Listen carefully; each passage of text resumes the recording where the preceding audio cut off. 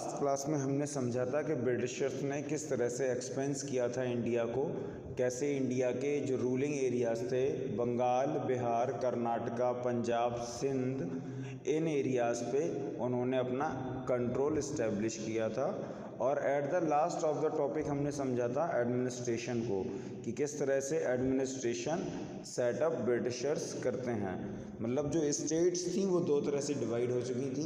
एक princely states, जिन राजाओं ने ब्रिटिशर्स के साथ सब्सिडरी अलायंस साइन किया था, वो एरिया हो गया था प्रिंसली स्टेट्स। और दूसरे एरियाज़ जिनमें ब्रिटिशर्स कंट्रोल कर रहे थे उनको नाम दिया गया था डोमिनियन स्टेट्स। तो हर जगह पे क्या था, ट्रेड के साथ साथ मतलब जो बिज़नेस ब्रिटिशर्स कर रहे थे कि यहाँ से चीज़ें खरीद के उनमें इंडस्ट्रीज से मैन्युफैक्चर करके ब्रिटेन या यूरोप में बेचना, उससे प्रॉफिट कमाना। इसके साथ साथ ही उनके प्रॉफिट का या फिर हम कहें अर्निंग का एक और सोर्स था जो होता है रेवेन्यू। रेवेन्यू क्या है? रेवेन्यू मतलब टैक्स है। जैसे आप देते हैं बिजली का बिल, ये टैक्स है। हाउस टैक्स देते हैं, पानी की जो मोटर लगी है उसका टैक्स अलग देते हैं। अगर हम ट्रैवल करते हैं तो क्या होता है, टोल टैक्स अलग पे करते हैं। तो उसी तरह से क्या था, उस टाइम पे सबसे ज़्यादा फार्मिंग हुआ करती थी, ठीक है। एग्रीकल्चर वाला टाइम बहुत ज़्यादा पीक पर था। तो रेवेन्यू जो था किससे आता था? एग्रीकल्चर मतलब फार्मर्स, मतलब पीजेंट्स। पीजेंट एक वर्ड है जिसका मतलब होता है फार्मर्स। वो लोग जो किसानी का काम करते हैं या खेती से रिलेटेड काम करते हैं उनको पीजेंट भी कहा जाता है। तो वहाँ से पूरा रेवेन्यू कलेक्ट होता था और ये ब्रिटिशर इनकम का एक मेन सोर्स था। पिछले वीडियो में जब मैंने इस टॉपिक को स्टार्ट किया था तो मैंने आपको समझाया था कि लो कॉस्ट में चीज़ें खरीदना और महंगी कॉस्ट में चीज़ें बेचना, ठीक है ना। ओवर वर्क करवाना लोगों से, जिससे कंडीशंस बिगड़ गई। फैमाइन की कंडीशन आ गई बिहार में एक टाइम पे, ठीक है। तो वो सब भी समझेंगे। और एक चीज़ और मैं यहाँ आपको बताना चाहूँगा कि पहले क्या होता था, लैंड्स पे कोई मतलब ज़मीनें जो होती थी उन पर किसी का कोई अधिकार नहीं होता था, ऑन पेपर राइटिंग नहीं होती थी। तो ऑन पेपर राइटिंग जो स्टार्ट हुई थी वो शेर शाह सूरी ने करवाई थी। उस टाइम पे पट्टा कहा जाता था इस पैटर्न को या इस मेथड को। मतलब क्या होता था कि लोगों को एक पेपर पे या किसी वैल्यूएबल रिकॉर्ड्स में किसी के नाम अगर कोई ज़मीन कर दी गई तो वो ज़मीन उसकी हो जाती थी। और इस टाइम से पहले ज़मीनों पर किसी का कोई कंट्रोल नहीं था। तो ये पट्टा सिस्टम जो था वो शेर शाह सूरी ने स्टार्ट करवाया था। और उसके बाद जो हम ये देखते हैं कि ये ज़मीन उनकी है, वो ज़मींदार थे, उनके बाबा ज़मींदार थे, उनके बाबा के बाबा ज़मींदार थे। तो ये सब का स्टार्टअप जो होता है ब्रिटिशर्स के टाइम से होता है। तो पहला है इफ़ेक्ट्स ऑन रूरल लाइफ, मतलब जो रूरल एरिया में लोग रह रहे थे उन पर इस चीज़ का क्या इफ़ेक्ट पड़ता है। तो मैंने आपको बताया था कि क्या होता था, राजा रेवेन्यू लेते थे, लेकिन अगर कोई प्रॉब्लम आ गई जैसे फ्लूड आ गया या मतलब बारिश नहीं हुई है, ड्रॉट की कंडीशन है, तो राजा रेवेन्यू कलेक्ट नहीं करते थे, लोगों को परेशान नहीं करते थे। और अगर बहुत ज़्यादा समस्या है तो राजा खुद ही हेल्प किया करते थे। लेकिन अब राजाओं का टाइम नहीं था, ब्रिटिशर्स का टाइम था। तो रेवेन्यू का जो अमाउंट था वो एक फ़िक्स हो चुका था। चाहे आप किसी भी कंडीशन में हो, आपको क्या भरना पड़ेगा? रेवेन्यू भरना पड़ेगा। तो इससे क्या था, किसानों को समस्याएं होने लगी, ठीक है ना।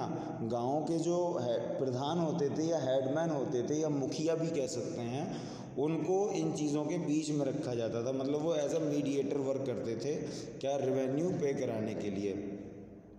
पॉलिसीज़ चेंज हो चुकी थी, एडमिनिस्ट्रेशन आ गया था, ठीक है। और एडमिनिस्ट्रेशन के आने के बाद ही जो रेवेन्यू कलेक्टर थे वो अलग से अपॉइंट किए जाते थे। और इसके बाद से पीजेंट्स जो हैं, मतलब जो क्या हैं, फार्मर्स हैं, उनको क्या करना पड़ता था, रेवेन्यू जो है वो कैश में देना पड़ता था। कैश मतलब करेंसी में।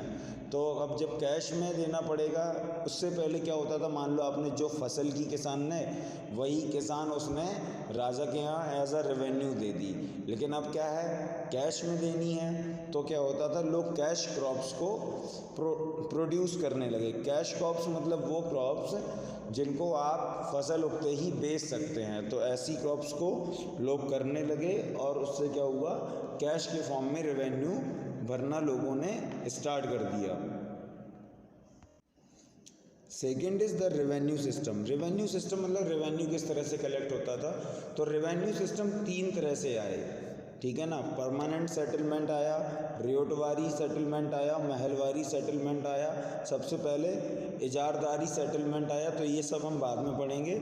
लेकिन रेवेन्यू का रोल हमने समझ लिया है ऑलमोस्ट कि रेवेन्यू का रोल क्या था, क्योंकि ब्रिटिशर्स को अपना ट्रेड जो मतलब बिजनेस से पैसा आ रहा था उसके साथ उन्हें रेवेन्यू से भी पैसा कलेक्ट करना था।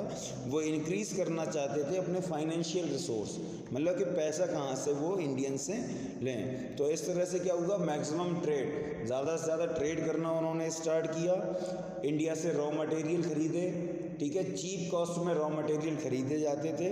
और क्या होता था, यूरोप में उन्हें मैन्युफैक्चर करके मतलब प्रोडक्ट्स उनसे बना के बहुत महंगे बेचे जाते थे। तो यहाँ से वो क्या कर रहे थे, एक अच्छे अमाउंट में अर्निंग कर रहे थे। और ट्रेड से हटके ब्रिटिशर्स का फोकस किस चीज़ पर था, रेवेन्यू के कलेक्शन पे था कि इंडिया से और कैसे कलेक्शन किया जाए। आपने लास्ट में पढ़ा था बैटल ऑफ बक्सर, तो बैटल ऑफ बक्सर में क्या था, मीर कासिम और ब्रिटिशर्स की वॉर होती है 1764 में, और क्या होता है, ब्रिटिशर्स जीत जाते हैं। और इसी टाइम पे क्या होता है, जो गवर्नर हैं ब्रिटिशर्स के, लॉर्ड क्लाइव, यहाँ देखो नाम भी लिखा हुआ है, मेंशन है, लॉर्ड क्लाइव। तो लॉर्ड क्लाइव क्या करते हैं, मुग़ल एम्परर जो हैं शाह आलम सेकेंड, उनसे क्या करते हैं, गवर्नेंस ले लेते हैं बिहार और कहाँ की, बंगाल की। बिहार और बंगाल की वो गवर्नेंस ले लेते हैं, और गवर्नेंस लेने के फॉर्म में वो 26 लाख रुपीज़, ठीक है, एनुअल पेमेंट करते हैं, मतलब राजा को पेमेंट किया जा रहा है। और उन्होंने वो टेरिटरी क्या थी, मुग़ल एम्परर से ले ली। अच्छा, ये जो जगह थी वो एक्चुअली मुग़ल्स की ही थी, लेकिन इसमें पहले सूबेदार अपॉइंट्स होते थे, ठीक है ना। तो सूबेदार को हरा के उन्होंने क्या किया, मुग़ल से वो ज़मीन एक मतलब एक क्या करते हैं उसको, लैंड पे ले ली, रेंट पे, ठीक है ना। रेंट पे वो ज़मीन जब उन्होंने ले ली तो 26 लाख पर एनम वो मुग़ल्स को पे करते थे, और वो एरिया उन्होंने अपने अंडर में ले लिया। अब इससे क्या होगा, सबसे ज़्यादा जो प्रोडक्टिविटी थी वो उसी एरिया की थी जिसको हम बंगाल कहते थे, जिसमें बिहार, उड़ीसा, ठीक है, असम और आपका कोलकाता, ये चारों एरिया आते थे। मतलब जो उस टाइम पे जो बंगाल है वो बहुत बड़ा एरिया है, ये मैंने आपको कई बार बताया है। तो वहाँ पे दीवानी रूल आ जाता है। दीवानी रूल मतलब टैक्स जो कलेक्ट करते हैं उसके लिए क्या करना है, उन्हें जर्नल्स या गवर्नर्स अपॉइंट कर लेते हैं वो। तो यहाँ पे 2 गवर्नर्स अपॉइंट होते हैं, एक बिहार के लिए और एक बंगाल के लिए। अब इस दीवानी की जो अथॉरिटी ब्रिटिशर्स को मिली है उससे क्या है, उनके पास पूरी अथॉरिटी है बंगाल में कुछ भी करने की। वो टैक्सेस इंक्रीज़ कर सकते हैं, टैक्सेस कम कर सकते हैं, जैसा चाहें लोगों से वैसा टैक्स ले सकते हैं, ठीक है, पूरी टेरिटरी उनके कंट्रोल में है। तो अब ब्रिटिशर्स को तो क्या करना है, कलेक्ट करना है रेवेन्यू। तो वो तो किसानों को, पीजेंट्स को, ज़मींदार को परेशान करेंगे। तो इस तरह से वो टैक्स इंक्रीज़ करते हैं, किसानों को परेशानी है, वहाँ पे प्रॉब्लम होती है, बहुत सारे लोग फैमाइन की कंडीशन पे आ जाते हैं, खाने को कुछ नहीं बचता है, ठीक है ना। और जबकि ये कंडीशन होती है, अगर आप फार्मर्स से ज़्यादा रेवेन्यू चाहते हैं तो आप थोड़ी उसकी देख रेख करें, जैसे सॉइल की फर्टिलिटी किस कंडीशन में है, ठीक है, सॉइल की क्वालिटी क्या है, ज़मीन की क्वालिटी क्या है, किस जगह पे कितनी प्रोडक्टिविटी है, किस जगह पे कम प्रोडक्टिविटी है, तो उसके हिसाब से क्या होता है, रेवेन्यू कलेक्ट होता है। लेकिन ब्रिटिशर्स को इन चीज़ों से कोई मतलब नहीं था, उनको केवल फोकस था किस चीज़ से, कलेक्शन करने से। तो वो केवल उनका काम सिर्फ इतना था, जो उन्होंने दीवानी मुग़ल से ली थी यहाँ की, बंगाल और बिहार की, उस पर उन्होंने क्या किया, 2 गवर्नर अपॉइंट किए और क्या किया, टैक्सेस जो हैं कलेक्ट करना स्टार्ट कर दिया। अब थोड़ा हम कॉमर्शियल क्रॉप्स को समझते हैं। कॉमर्शियल क्रॉप्स वो क्रॉप्स हैं जो क्या करती हैं, ज़्यादा प्रॉफिट देती हैं, जैसे सिल्क हुआ, टी हुआ, नील हुआ जो हम लोग कपड़ों में लगाते हैं, ठीक है, अफीम हुआ। तो ये जो हैं ये कॉमर्शियल क्रॉप्स हैं। और इसी टाइम पे रेवेन्यू के साथ क्या करते हैं, ब्रिटिशर्स फोर्स करते हैं इस एरिया के लोगों को कॉमर्शियल क्रॉप्स उगाने के लिए, जिनसे वो ज़्यादा अर्निंग कर सके। कॉमर्शियल क्रॉप्स के साथ एक प्रॉब्लम होती है कि वो लैंड की फर्टिलिटी को बहुत लंबे टाइम तक ख़त्म कर देती हैं। मतलब अगर आपने एक बार कॉमर्शियल क्रॉप कर ली या नील की खेती कर ली तो समझिए कि आपकी ज़मीन को 2 साल का लगभग टाइम चाहिए अगली बार अच्छी प्रोडक्टिविटी देने के लिए। लेकिन ब्रिटिशर्स इन चीज़ को नहीं समझते। वो क्या करते हैं, हार्शली बहुत बुरी तरह से रेवेन्यू कलेक्ट करते हैं, लोगों को फोर्स करते हैं कॉमर्शियल क्रॉप्स को प्रोडक्ट करने के लिए।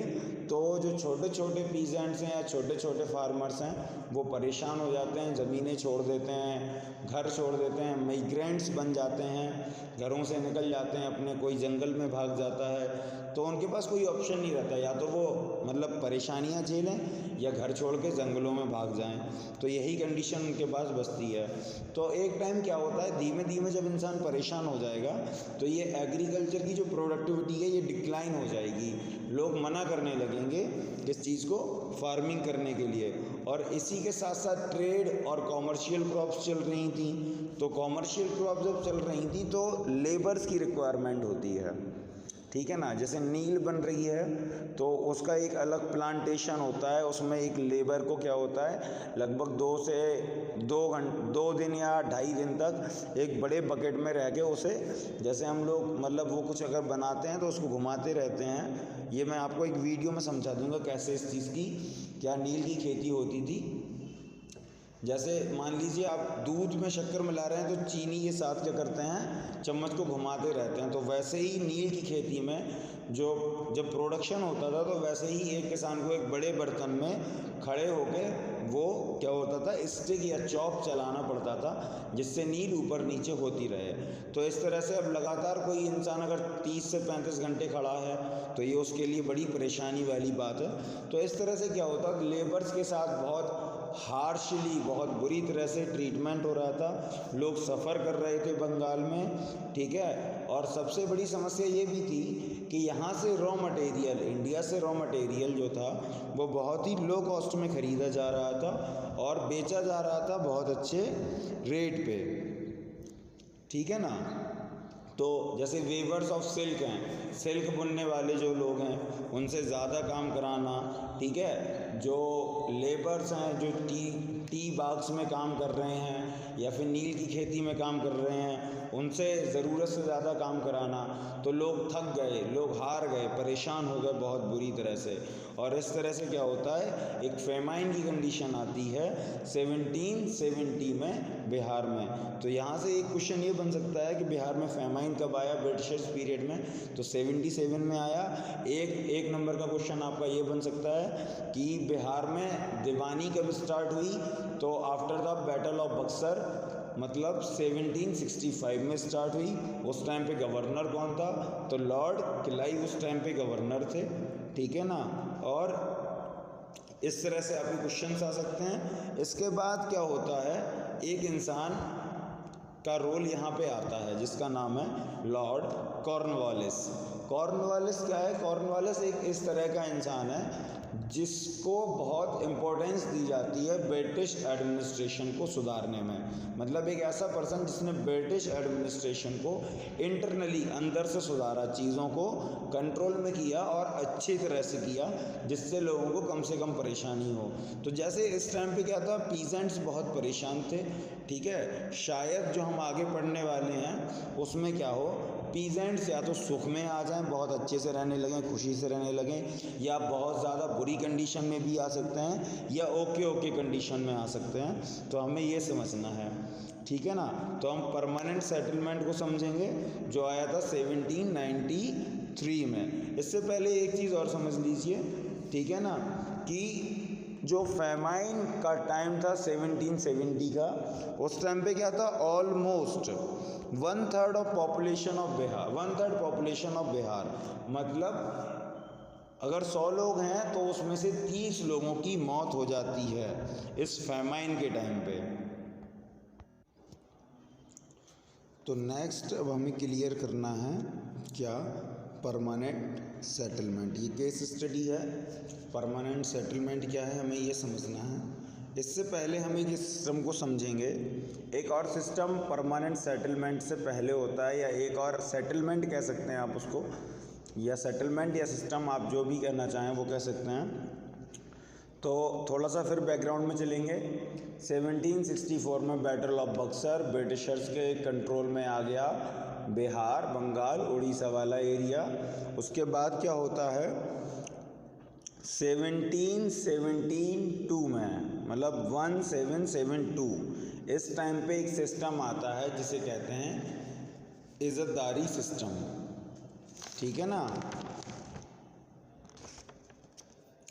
तो जो इज़्ज़तदारी सिस्टम जो है उस सिस्टम में क्या था, जैसे हमारे यहाँ 5 साल के इलेक्शन होते हैं वैसे ही उस सिस्टम में क्या होता था, 5 साल के लिए ज़मीन की बोली लगाई जाती थी, और जो भी मनी लेंडर, जो भी ज़मींदार उस ज़मीन की हाईएस्ट बोली लगाता था वो ज़मीन उसको दे दी जाती थी। मतलब ब्रिटिशर्स को किससे, कितनी चीज़ से मतलब था कि ये ज़मीन है, आप बोली लगाइए, जो ज़्यादा बोली लगाएगा, जो ज़्यादा रेवेन्यू देगा, हम उसको ज़मीन 5 साल के लिए दे देंगे। और उसी टाइम पे क्या होता है, ये 5 साल का सिस्टम फिर ईयरली हो जाता था, मतलब उसको 5 साल से उसकी लिमिटेशन बढ़ा के ईयरली कर दी गई।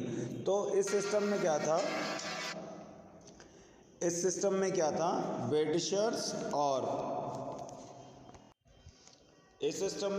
ब्रिटिशर्स और फार्मर्स के बीच में कोई कनेक्टिविटी नहीं थी और प्रॉब्लम्स क्रिएट हो रही थी। तो इन प्रॉब्लम्स को हटाने के लिए लॉर्ड कॉर्नवालिस क्या है 1793 में एक सेटलमेंट लेके आते हैं जिसको हम कहते हैं परमानेंट सेटलमेंट। परमानेंट सेटलमेंट से पहले लॉर्ड कॉर्नवालिस के बारे में मैंने आपको बताया कि इंटीरियर एडमिनिस्ट्रेशन जो था उसको सुधारने में इनका बहुत बड़ा रोल था, ठीक है ना। एडमिनिस्ट्रेशन को और अच्छा करना, इंटरनल कंडीशंस चेंज करना, ठीक है। ज़मींदार जो थे, ज़मींदार इन्हीं के टाइम पे परमानेंट हो गए थे, मतलब ज़मींदारों को, लोगों को ज़मीनें दे दी गई और उन ज़मीनों पर हक उन्हीं लोगों का हो गया। तो इसी तरह से क्या हुआ कि जो 1000 बीघा के काश्तकार हैं या जिनके पास 2000 बीघा है, या किसी के पास अब उनके फोर फादर्स के पास 300 या 400 बीघा बची, तो ये लोग रियल में ज़मींदारी थे ब्रिटिशर्स के टाइम पे, ठीक है ना। तो अब परमानेंट सेटलमेंट के जो की पॉइंट्स हैं या प्रोविजंस हैं उनको समझेंगे, ठीक है। द लैंड ओनर्स और zamindars emerge as a class of loyal allies to the East India Company, मतलब जो ज़मींदार थे और जो लैंड ओनर्स थे, ज़मीनें जिनकी थी, वो लोग एक लॉयल्टी वाले अलायंस में ब्रिटिशर्स के साथ आ गए, ठीक है ना। और ज़मीनों पर जो पूरा अधिकार था वो ज़मींदार्स का हो गया। फार्मर्स की कंडीशन फिर से बुरी हुई। थर्ड जो पॉइंट है उसमें यही लिखा हुआ है कि फार्मर्स की जो कंडीशंस है फिर से बुरी हुई, ठीक है। इनकी इरिगेशन के लिए किसी को केयर नहीं करना है, इसकी लैंड क्वालिटी के लिए कोई किसी को केयर नहीं करना है, तो इन्हें बड़ी प्रॉब्लम्स होने लगी। कैनल्स का कोई भरोसा नहीं है, पानी कब आ रहा कब नहीं आ रहा। तो क्या होता है, टेनेंट्स हो जाते हैं ये उस टाइम पे, बड़े परेशान हो जाते हैं, बहुत बुरी कंडीशंस में हो जाते हैं, ठीक है ना। अब लेकिन इससे कंपनी को प्रॉफिट है क्या, ज़मींदार उन्हें एक फिक्स रेवेन्यू दे रहे हैं तो कंपनी को सीधा सीधा है कि इतना पैसा तो साल में आना ही आना है। और ज़मींदार क्या कर रहे हैं, जो काम पहले ब्रिटिशर्स कर रहे थे किसानों के साथ, वही काम अब ज़मींदार कर रहे हैं। उन्हें तो टैक्स चाहिए कि भैया हमें फसल उगा के दो, कंडीशन कैसी भी हो उन्हें नहीं मतलब। तो किसानों के साथ परेशानियाँ फिर भी हो रही हैं, ठीक है ना। तो फार्मर्स के साथ फिर वही कंडीशन कि जब पानी नहीं बरसा है, कैनल्स में पानी नहीं है, सॉइल में फर्टिलिटी नहीं है, तो प्रोडक्टिविटी कहाँ से आएगी। तो लोगों ने क्या किया, ज़मीनें छोड़ना स्टार्ट कर दिया, ठीक है। मिग्रेंट्स बन गए, अलग अलग भागने लगे, ठीक है ना। और अगर कोई पीजेंट या कोई किसान रेवेन्यू पे नहीं कर पाता था तो क्या होता था, उस पर लोन्स चढ़ा दिए जाते थे, ठीक है ना। क्योंकि उसकी क्रॉप फेल्ड हो गई, उसकी फसल मान लो नहीं उगी है, तो क्या होता है, उस पर क्या होता था, लोन चढ़ा दिया जाता था और वो क्या करता था, फिर मनी लेता था लैंडलॉर्ड से या ज़मींदार से, मतलब ज़मींदारों से पैसा लेके फिर अपना रेवेन्यू देगा और उनका कर्जदार बन जाएगा ज़िंदगी भर के लिए। ये वाला जो सेटलमेंट है लास्ट लाइन में लिखा हुआ है, it was introduce in Bengal, Bihar और उड़ीसा। तो ये मैंने आपको पहले ही बता दिया था कि ये जो परमानेंट सेटलमेंट था वो बंगाल, बिहार और उड़ीसा में आया, ठीक है ना। और इसी तरह से क्या हुआ, जो नए ज़मींदार आए उन्होंने पुराने ज़मींदारों को रिप्लेस कर दिया, ज़मीनों पर हक नए ज़मींदारों का हो गया, ठीक है ना। और धीमे धीमे at the last of the permanent settlement ज़मींदार क्या लेने लगे, इंटरेस्ट लेने लगे सॉइल की क्वालिटी पे, ठीक है ना। और जो कॉमर्शियल क्रॉप्स थी उनको भी चालू कर दिया गया, वो भी स्टार्ट। अच्छा, वो किसके साथ स्टार्ट की जाती थी, जैसे किसान अगर कर रहा है, मान लीजिए, इस चीज़ को समझिए, लैंडलॉर्ड्स के पास ज़मीन है, उन्होंने पीजेंट्स को दी, किसानों को, किसानों से रेवेन्यू उन्हें लेना है, तो किसान जो चाहेगा वही फसल करेगा। अगर आप उसे फोर्स करेंगे तो वो आपकी ज़मीन नहीं करेगा।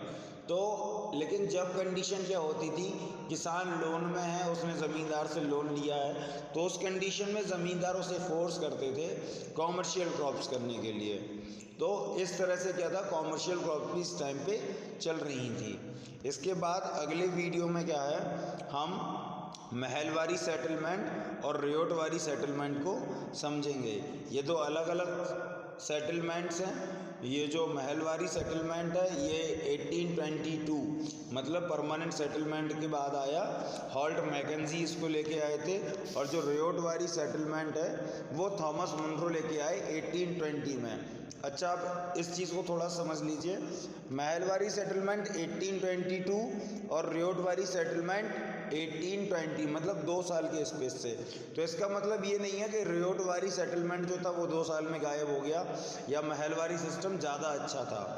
कंडीशन ये है कि महलवारी सेटलमेंट अलग एरिया में आता है और रियोटवारी सेटलमेंट अलग एरिया में आता है। तो इन दोनों को हम अलग से समझेंगे। यहाँ पे आप देख सकते हैं ये महलवारी सेटलमेंट के बारे में है, ये रियोटवारी सेटलमेंट के बारे में है। तो इन दोनों को हम क्या करेंगे, अगले वीडियो में समझेंगे। उसके बाद ब्रिटिशर्स की रेवेन्यू पॉलिसीज़ को क्लियर करेंगे कि रेवेन्यू पॉलिसीज़ क्या थी। फिर पीजेंट रिवॉल्ट, जो किसान आंदोलन करते हैं ब्रिटिशर से कोई चीज़ें सही कराने के लिए, तो उन चीज़ों को भी समझेंगे, ठीक है। पीजेंट रिवॉल्ट कैसे होते हैं, किसानों के मूवमेंट्स कैसे होते हैं, उसको समझेंगे। और अगला जो चैप्टर है उसमें ट्राइबल कम्युनिटीज समझनी है, ट्राइबल्स के क्या समझने हैं, हमें ट्राइबल्स के मूवमेंट समझने हैं। तो इस चैप्टर में अभी हम अगले वीडियो में इसको पूरा फिनिश कर लेंगे। 2 सेटलमेंट क्लियर करेंगे, ब्रिटिशर्स का लैंड रेवेन्यू क्लियर करेंगे, और जो पीजेंट रिवॉल्ट जो है, जैसे इंडिगो रिवॉल्ट बहुत बड़ा रिवॉल्ट था बंगाल के अंदर, उसको समझेंगे।